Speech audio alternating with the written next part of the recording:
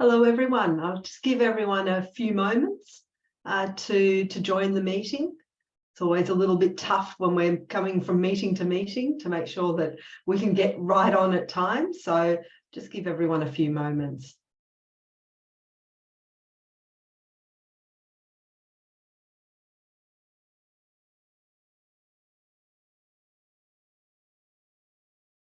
Good to see some friendly faces popping up. Welcome, everyone.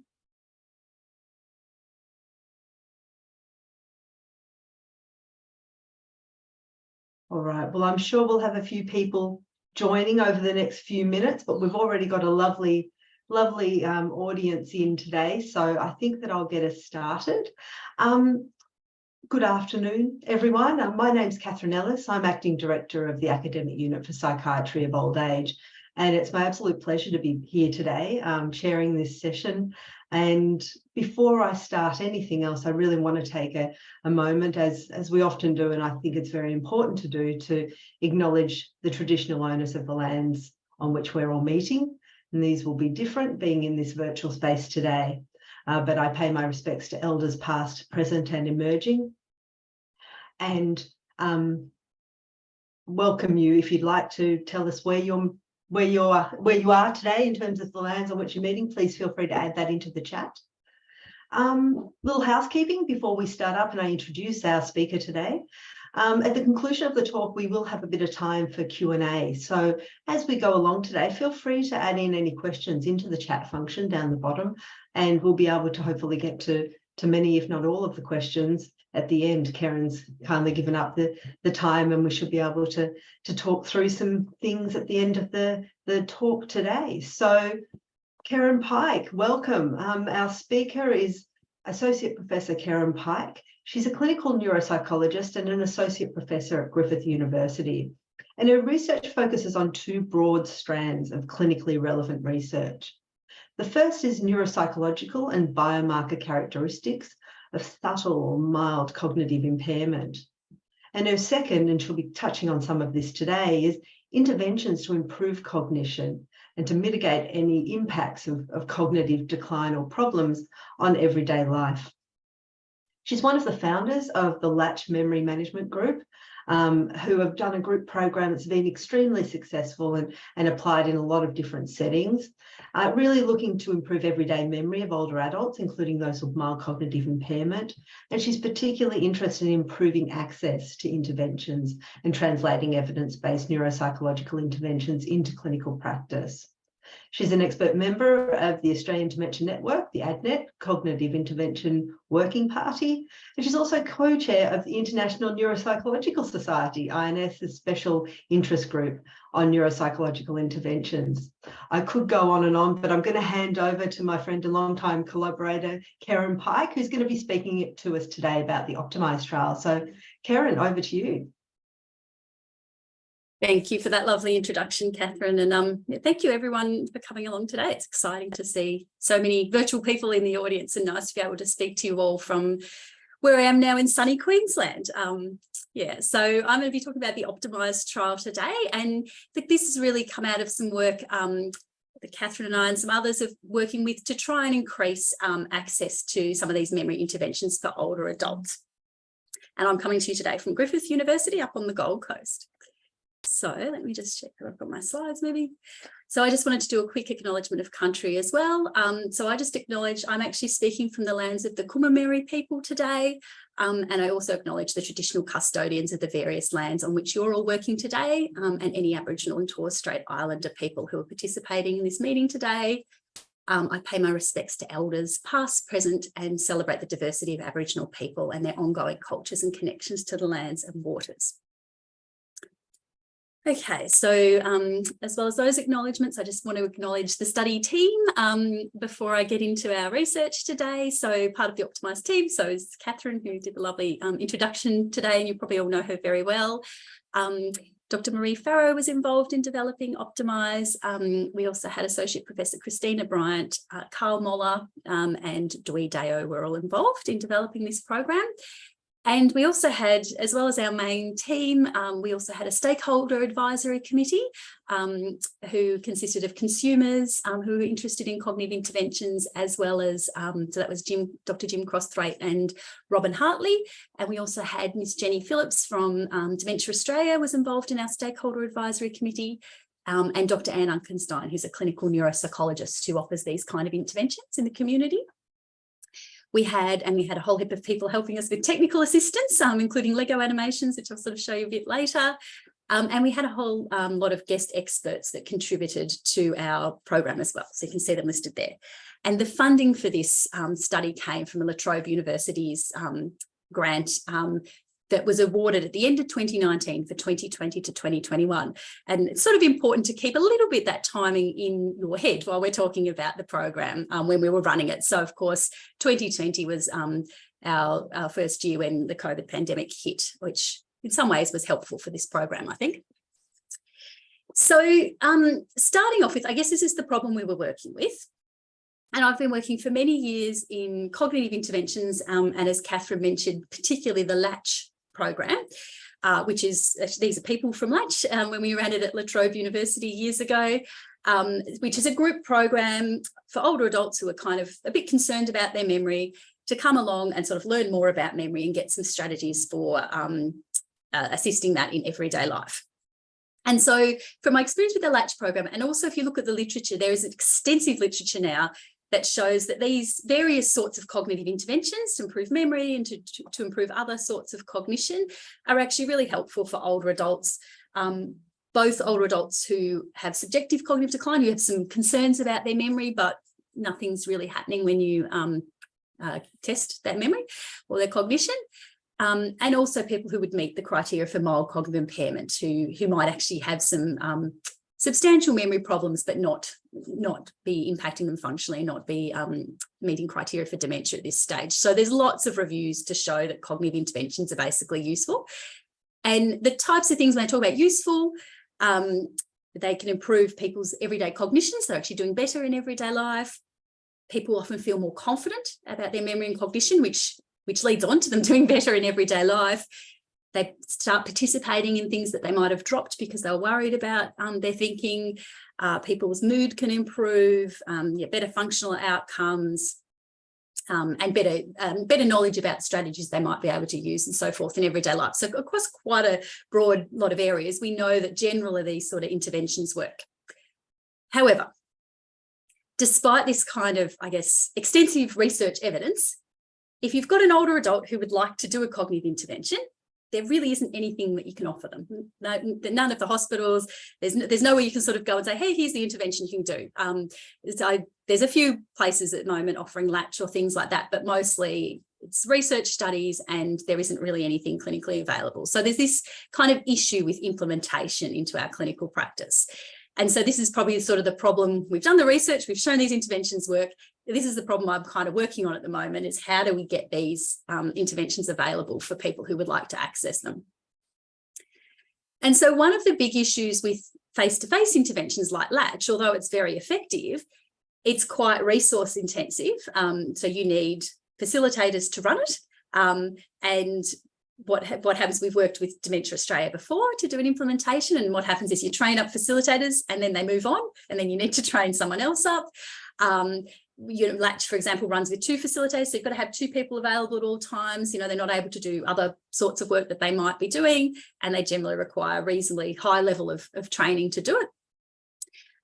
They also use, resources like rooms and booking and administration sort of to bring people in at the right time and recruit participants and things like that.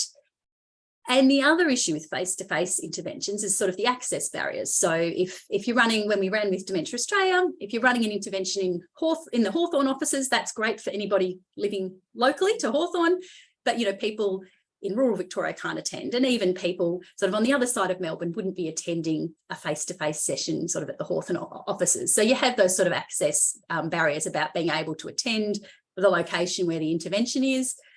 And, these tend to be possibly more difficult for older adults. Older adults often have more mobility issues than younger people, more difficulty perhaps with accessing transport and things like that to sort of get to these interventions that might need to be at a particular time and place. So although face-to-face interventions are great, there's lots of issues about why they're difficult to implement in everyday life. And then, of course, we had the COVID pandemic, then this makes, made things even more difficult to sort of have group interventions and have groups of people meeting in a hospital space. So a few years ago, Glinda Kinsella and I ran a literature review with a group of our students at La Trobe University, and we decided that from looking at the literature that really an online intervention would actually be feasible for older adults, and it might help get rid of some of these access barriers. And then Catherine and I were sort of talking, and we started to develop this idea of, well, how could we turn something like Latch, like these cognitive interventions, into something that might be available online? And of course, we worked with Marie Farrow at the University of Tasmania, and they have their wonderful MOOC sort of framework already set up. And we thought, well, could we do a MOOC? That's so a MOOC's I'm not going to get the acronym right, a multiple open access sort of online course. So a big course that you can get lots of people online to access at the same time. And we thought maybe we could create one of these for people in terms of learning about memory strategies.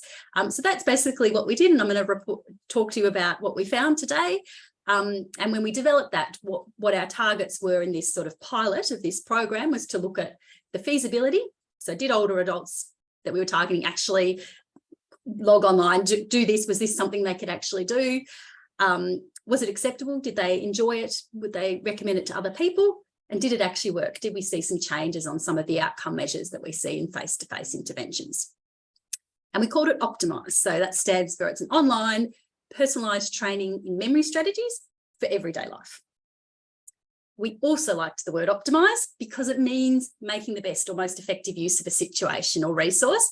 And that's really sort of the type of thing we're trying to do with cognitive interventions. We're not trying to really improve people's memory per se or cognition per se, but we want them to work around any issues they're having in everyday life and work out the best way, the most effective way they can use what resources they have to make the best in their everyday life. So we thought OPTIMiSE was a nice name for this program.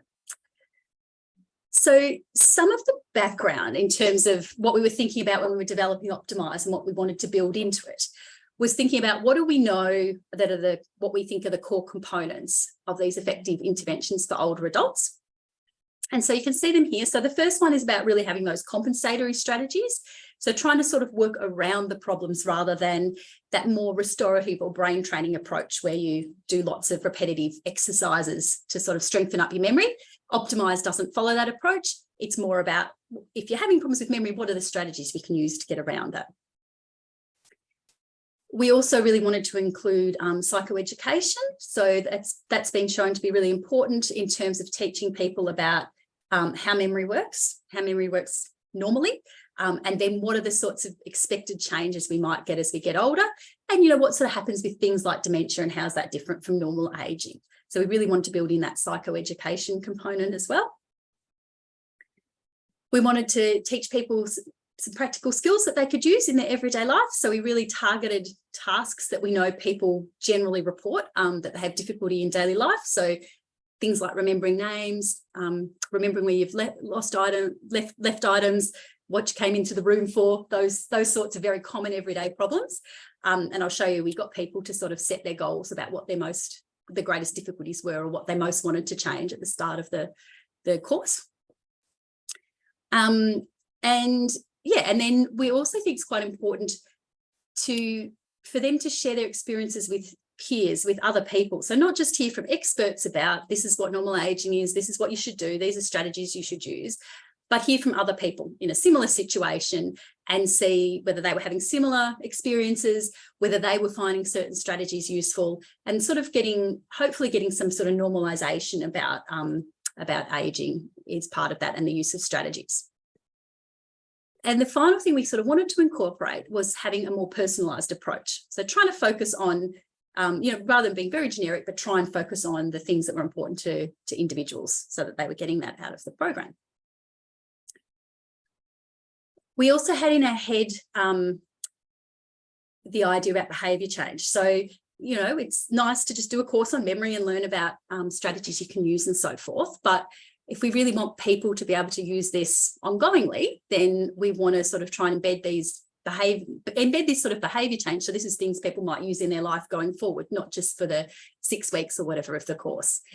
So in the background, we've sort of got this, the TDF, the Theoretical Domains Framework about behaviour change. And we're using some of the areas that they talk about in that framework in OPTIMiSE to sort of help these strategies be something that people use more longer term. So part of that's about giving people knowledge. So the psychoeducation about how memory works sort of fits in with some of our TDF framework. And then what that allows people to do, if they understand how memory works, and particularly where their memory might not be working so well, they can sort of match which strategy would be most useful in that situation. We get people to build up their skills. So we demonstrate how to use different strategies. We get them to practice the different strategies, both in the course and at home, and report back to us. So they're really sort of developing their skills, and generally in sort of a gradual process, so that they start off easy and then they sort of get more difficult as they go along, to feel like they've got a bit more mastery over those skills.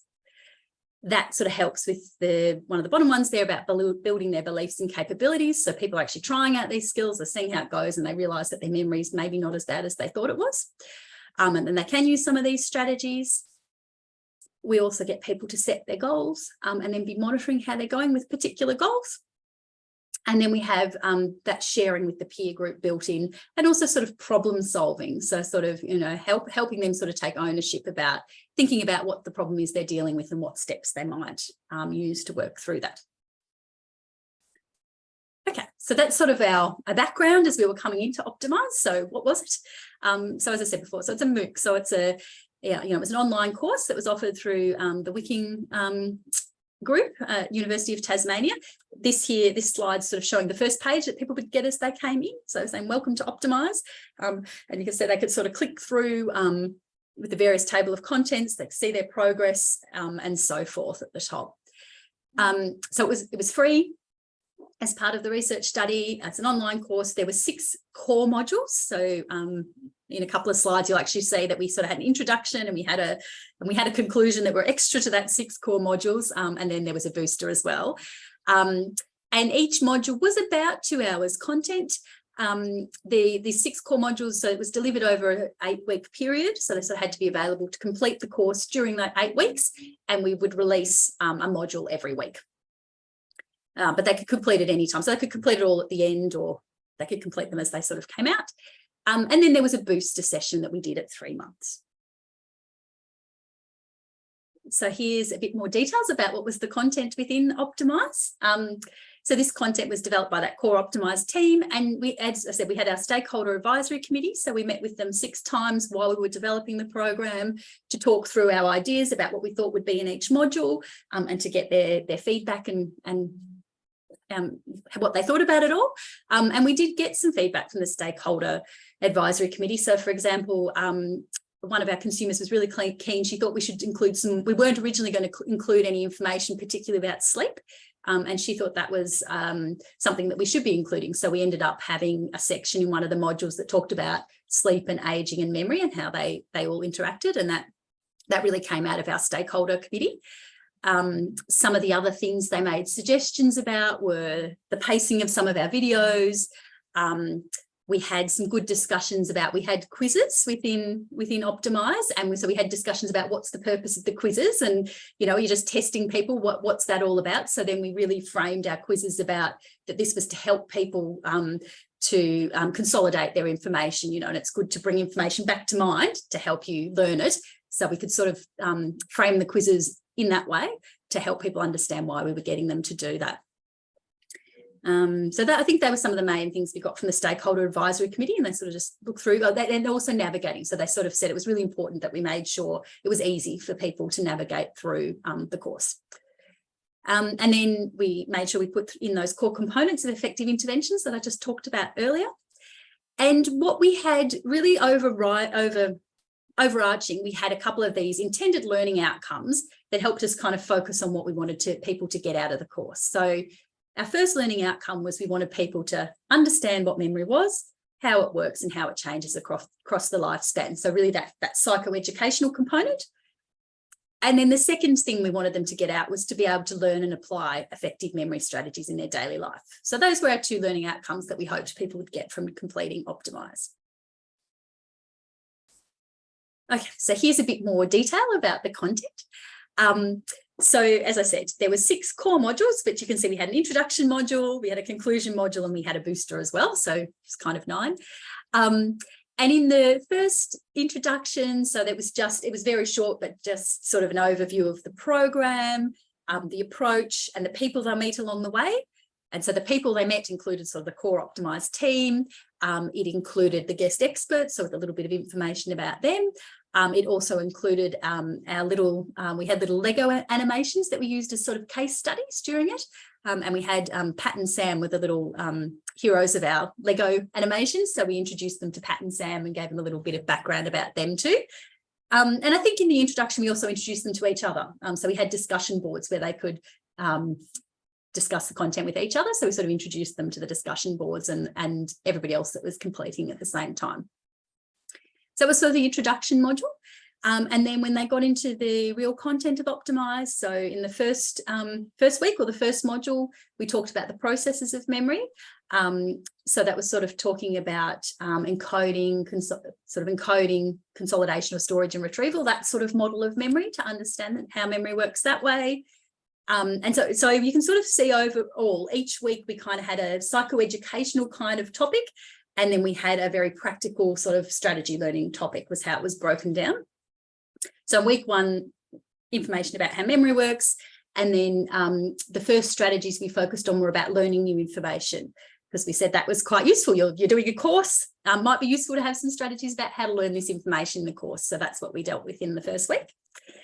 In the second week, so we talked about memory from a different sort of perspective, and we talked about the stages of memory, which is more talking about the sensory memory, working memory, our recently acquired memory, and sort of longer term or remote memory. So that sort of model of memory.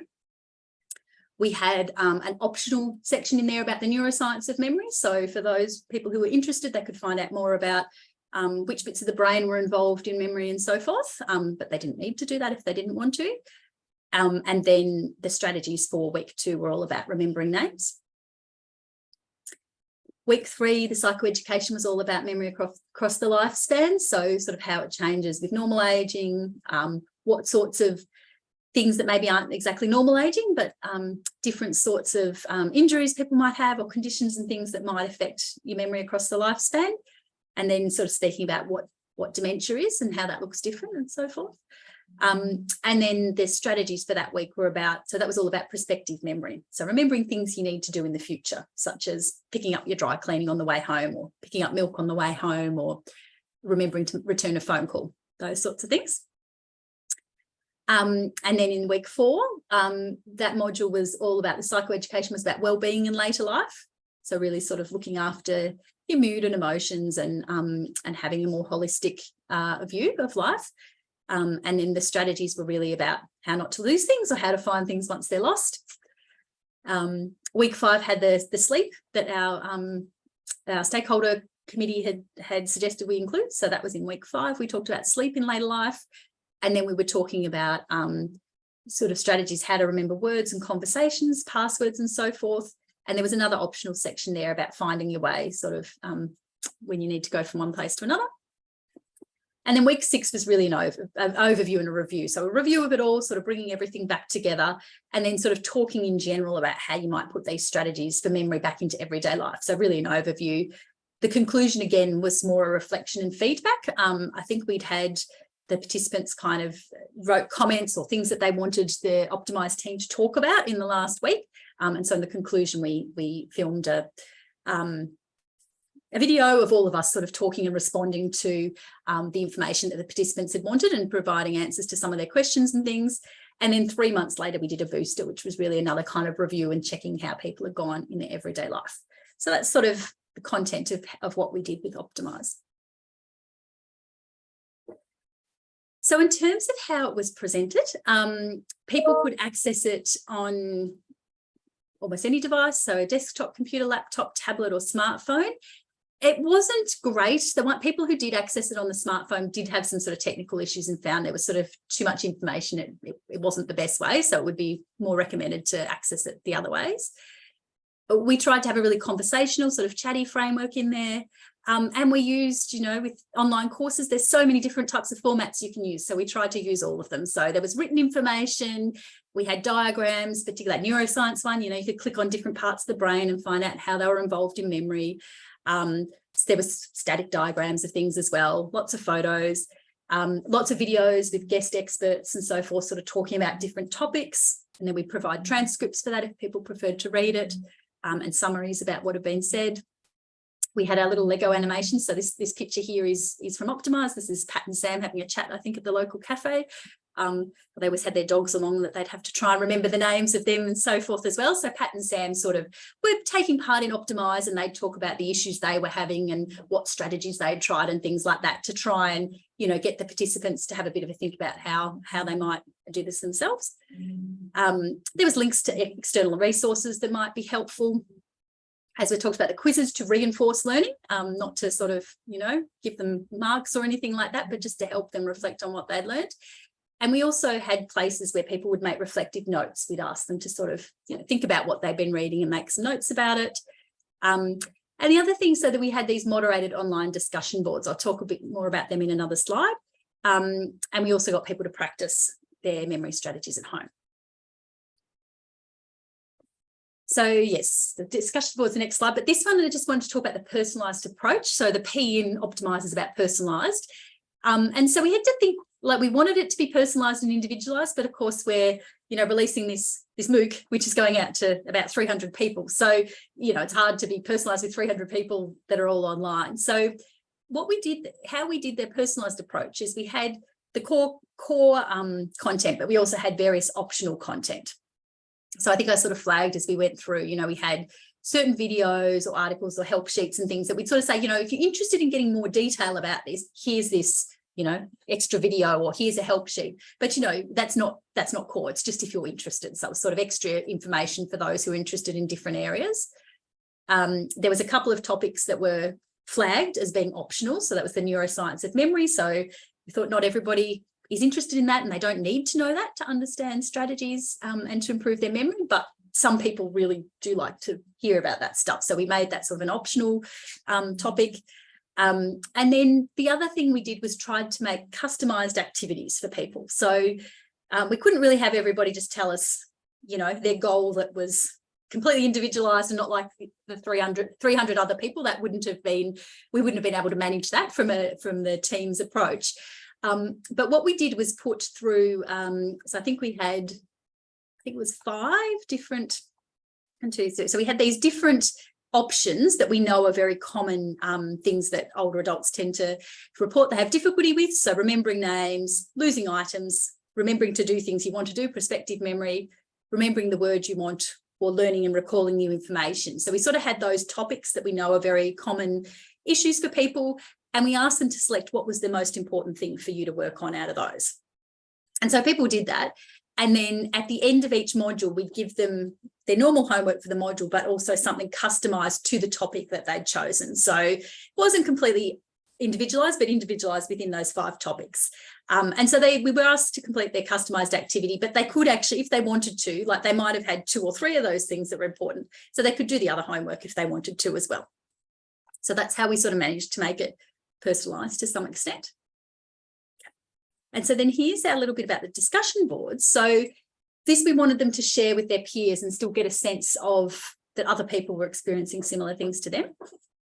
So at the end of each module, there was usually several moderated discussion boards, and they'd sort of reflect on different aspects of the module's content and ask the people taking part to sort of make some comments about what they thought about it. Or often they'd say, okay, today was all about learning to remember names. We want you to go off and try those strategies in your life and then come back to the discussion board and tell us how you went. And then, they could read how everybody else went, and they could comment on each other's successes or failures and so forth. So that's sort of what was involved in the discussion board. Some of it where they could sort of just respond straight away, and somewhere we asked them to do something and then come back to the discussion board later and tell us how it went.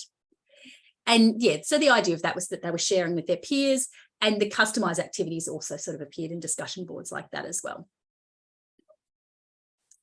Okay, so I think that's all the background of what we set up with OPTIMiSE, and now sort of going into the research study, how we went. So in terms of the participants that we included, so it was anybody that had to be 60 or over. We wanted participants to be at least reporting subjective cognitive decline. We had a very broad way of measuring this. So they just had to agree that they thought their memory or thinking was worse than it was 10 years ago. So if they agreed to that, then we classified them as someone who was reporting some subjective changes in their cognition. They had to be, so unfortunately, we couldn't sort of translate this to other languages and things, so they had to be able to read and type English to be able to participate in the course.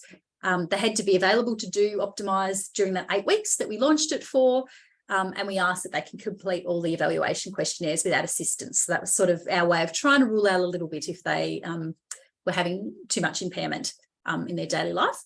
And then the exclusion criteria, and again, this was all self-report. So we had no way, we didn't really have personal contact with participants. They went, if they were interested in the project, they sort of went to a link, they went in and then they completed this survey that said, you know, what's your age, and this question about memory or thinking, and then it asked them, you know, do you have a diagnosis of dementia? So people, I guess people could have snuck in if they wanted to, but we asked their self-report about whether they had diagnosis of dementia, any current psychiatric disorders that might be impacting cognition. So we sort of listed things like depression, anxiety. We got them to tell us about different neurological conditions that they might have, and any alcohol or drug dependencies. So this is what it looked like. So we recruited, our recruitment time period, we started on the 11th of September in 2020, which was during COVID, during one of the long lockdowns in Melbourne, which we were based at the time. And we recruited until the 8th of October. So it was actually only like a 28-day period that we did the recruitment for this study. And we had 633 people who completed screening in that time period. So we got lots. And I think we got something like 300 people in the first 5 days of advertising for the study. So there was people were really keen to find out more about this. And so of that 633, you know, we lost some that didn't meet our inclusion criteria. So there were a few people who were under 60 that wanted to take part. There were some people that said they didn't have any cognitive changes, some different neurological conditions that we excluded people for as well. And then, so we had, you know, almost 600 people met study criteria. Then a bunch of them didn't actually ever register an account with the MOOC. So they sort of, at that stage, I guess, just decided not to continue. And again, some of those then didn't provide informed consent. So we sort of lost people along the way. But in the end, we had 357 people completing the baseline questionnaires, and 312 of those started the program. By the end of the program, we only had 154. So we sort of lost people along the way, and it was a very even sort of attrition. And then you can see that we had most of those 154 completed our outcome measures. Our boost, by the time we had our booster, we lost more people as well. So we had 95 start the booster and 68 finish at the end. So yeah, so that was sort of our feasibility. So definitely this is something people were interested in. There is quite a bit of attrition along the way, but as I'll talk about a bit later, this is kind of what you get with these online courses. People are sort of keen and they do it for a bit, and then other things happen and they might not be so keen anymore. So, and I just sort of flagged there the dates. So I talked about the recruitment dates. So OPTIMiSE, so it started on the 20th of October and it ran to the 15th of December. So this may also have had, I think it might have had some impact in how good our recruitment was and also how people dropped out. So actually I might show you on the next. No, is it the next slide? No. All right. When we get to the next slide, when we talk about locations, you'll actually see we had a lot of people from Victoria that were participating. And so these dates, Victoria was still in quite a long lockdown. So I think people were looking for stuff to do and were quite keen to do sort of online courses. And by the 15th of December, the lockdowns had sort of eased up a lot. So I think maybe people had other things that they could do with their time sometimes as well. So I think that did affect a little bit what was going on. The booster was in March in 2021. Okay, so in terms of reasons for attrition, most of these are similar to what we would get with face-to-face interventions. You know, so people sort of come and attend and think, actually, I don't really need this. My memory's still pretty good. I'm already doing these strategies. I don't think I need it. I like one of the person said, that was too much like still being at work. So they weren't really interested in doing the course. and sometimes things come up in the family that people didn't expect were going to happen. Other stuff happens, so they've started to learn a language and then they don't have time for this anymore. But we did have a group of participants that found that the technology issues meant that they weren't able to sort of continue with OPTIMiSE. So, and one of them, I think originally they should have had access to a computer, but ended up that they only had access to the mobile phone. And so, as I said, it didn't work great on a mobile phone. And others said they're sort of having some difficulty moving from screen to screen. Overall, though, we felt the reasons for attrition didn't really say that that meant the technology or an online course wasn't something suitable for older adults.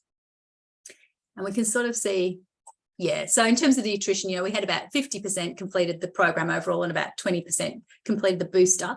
But that attrition, there wasn't a particular time point where we had more people dropping out or less or anything like that. It was sort of just even across the time. And we also looked at, so here's our baseline characteristics of the people who completed all the questionnaires at the start. We also looked at whether these sorts of characteristics predicted who would drop out and who didn't, and none of them did. So there didn't seem to be any particular pattern with the people who continued or not. The only thing I think that was significant was computer experience, but that was only related to people who completed the booster. And it was actually, I think the people who completed the booster had a little bit less computer experience than those that didn't. So not much that we would think about. But you can see here with our baseline characteristics, we had quite a select sort of sample. So, they were about in their 70s on average, and we had people from 60 up to 93. People generally didn't have any mood disorders. So those percentages, so we had sort of 77% were in the normal range for depression, almost 90% for anxiety, almost 90% for stress. We had mostly women, which I think often happens when you're working with older adults. Our group was very highly educated. So about 80% of them had a tertiary degree. 19% of our sample actually had postgraduate degree. So these were a highly educated sample of people. And we hadn't tried to, I don't think I said, but we recruited mostly through U3As and through Provis. So it sort of makes sense. That's probably the people who attend that in some ways. And one of our next steps would actually be to try and get people with different levels of education to take part. It wasn't a particularly culturally diverse group either. So most people were born in Australia. We had some from a few other countries.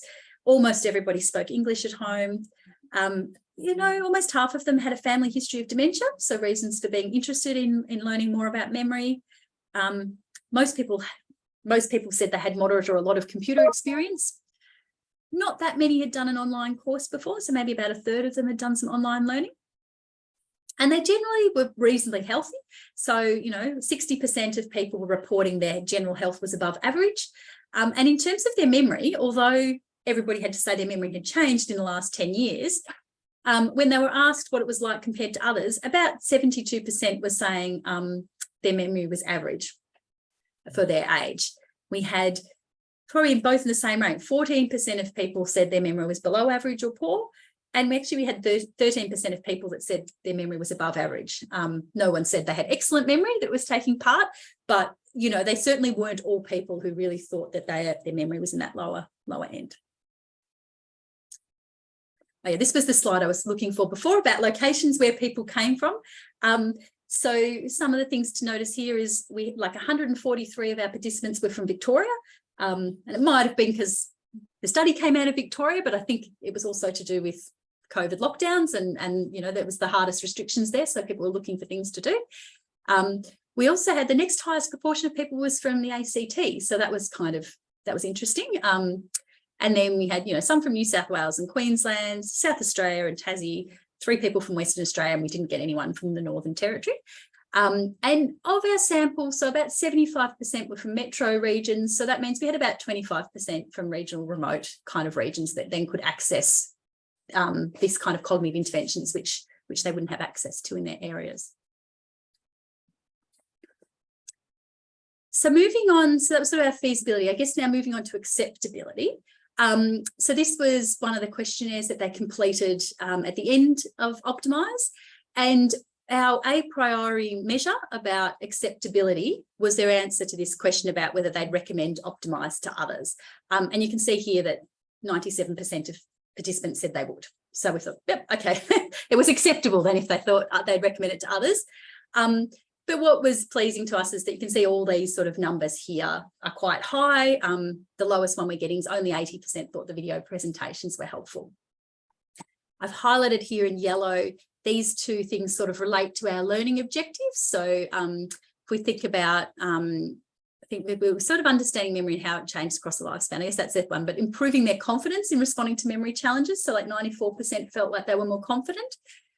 And again, 94, 95% felt the practical exercises were beneficial to them.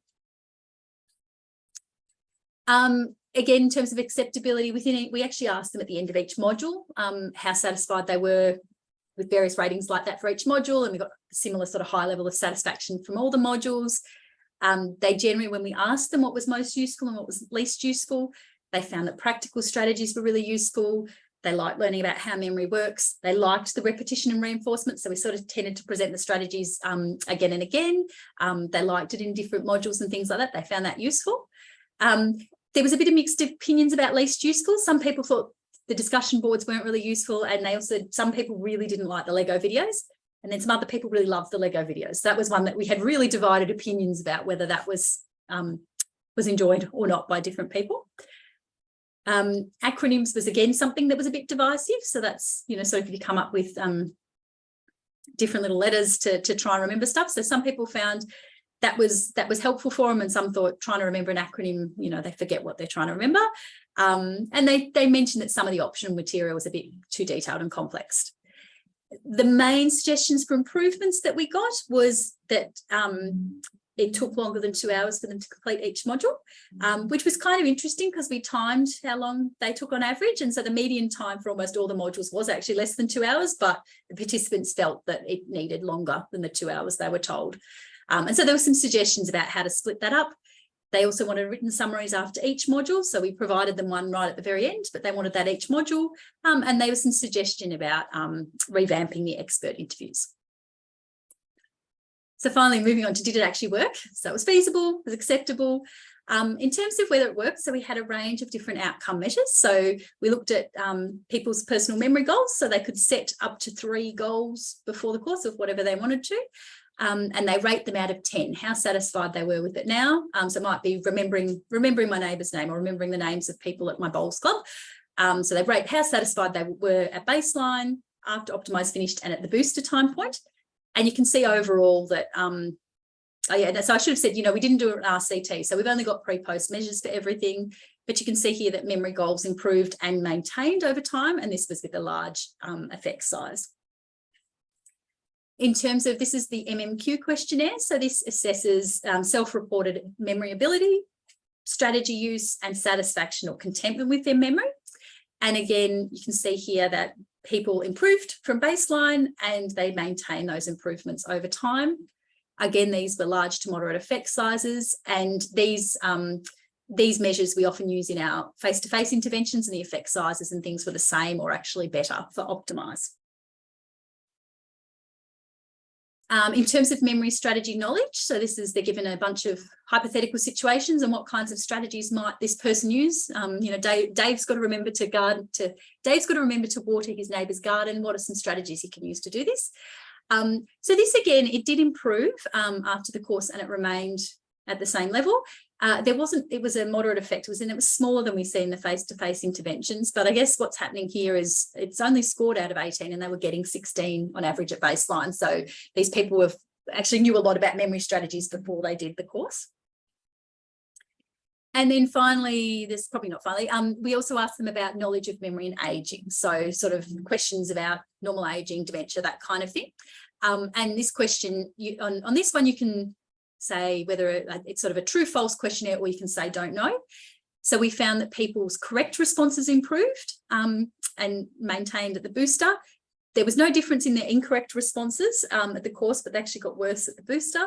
And the don't know responses reduced.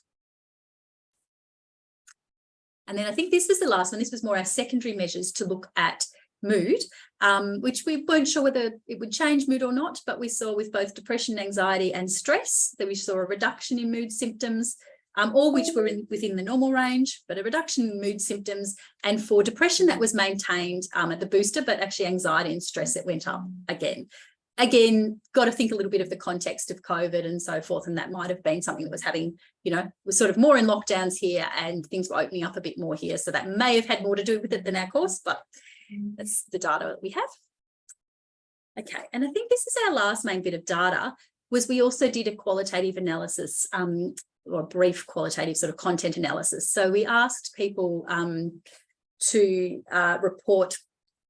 At the end of the course, we asked them about what was the most significant change that OPTIMiSE had on your life. And so I think about 80% of them gave us a response. 8% of that said nothing, like it didn't have any significant changes, but the rest of them gave little short responses about the sorts of changes. And we did a content analysis and we found that some of these themes matched with our learning outcomes. So people felt that they have reduced concern about their memory, they were using more strategies, and using the strategies actually helped them in daily life. And then we found some themes there that were unrelated to the learning outcomes. So people had more confidence. And we also found this theme came out about that they were sharing and shame busting age stereotypes with others, which was nice to see as well. And these sorts of themes match the types of things we see in some of our face-to-face groups when we do most significant change analysis with those. Okay. Wrapping up, I thought that was the end of the things, but we'd also asked people, this was at their 6-month time point. We wanted to see what strategies they might still be using in everyday life, and in what sort of situations and so forth. So people reported who did the booster session. If you remember, there wasn't as many completed the booster, but they all said it had been beneficial. They're still using the knowledge and strategies in their life 3 months afterwards. They talked about really having less anxiety about their memory concerns and being more confident in everyday situations. And then when we wanted to know what the most useful strategy was, everybody said something different. So the most common ones came out was using external memory aids, staying calm and concentrating.